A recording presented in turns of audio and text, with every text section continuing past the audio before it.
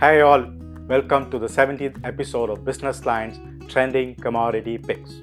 When prices of various agricultural commodities surge, we tend to have a wrong impression about farmers.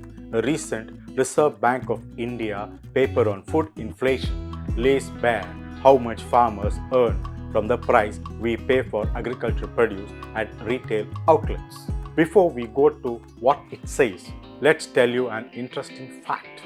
A few years ago, when onions were sold at Rs 100 a kg at retail outlets, prices at Agriculture Producing Marketing Committee APMC yards ruled at around 45 rupees a kilo. It's a poignant picture of what is happening to farmers.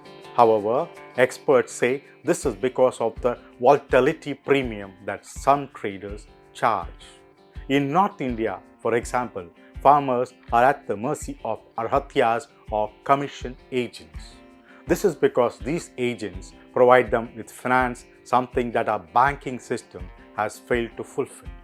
Therefore, they have to make to do with the prices these commission agents fix. Getting back to the RBI working paper on food inflation, it has two parts to it. One, farmers producing tomatoes, onions and potatoes receive only 35% of the price that you and I pay at retail outlets. The rest is divided among wholesalers and retailers.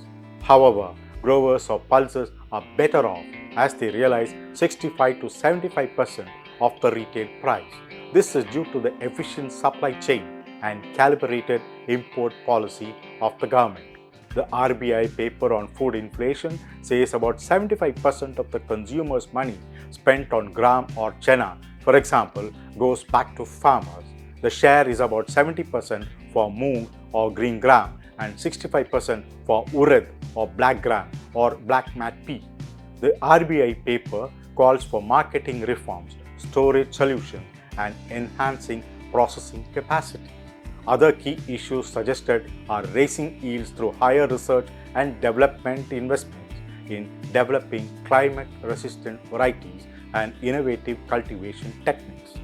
These would be critical for improving the value chains, increasing farmer share in consumer price, and containing price volatility, the RBI paper says.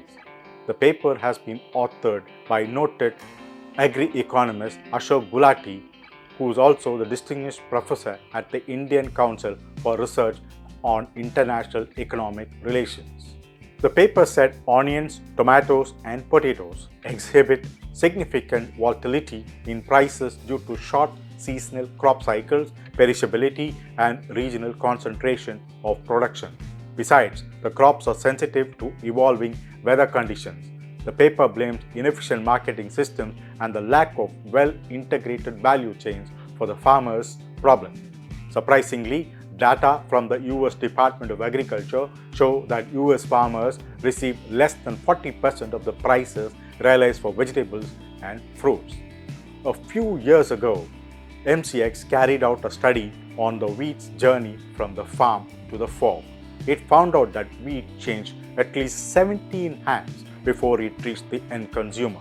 Surprisingly, it found that some of those involved in the supply chain charged commission without any value addition.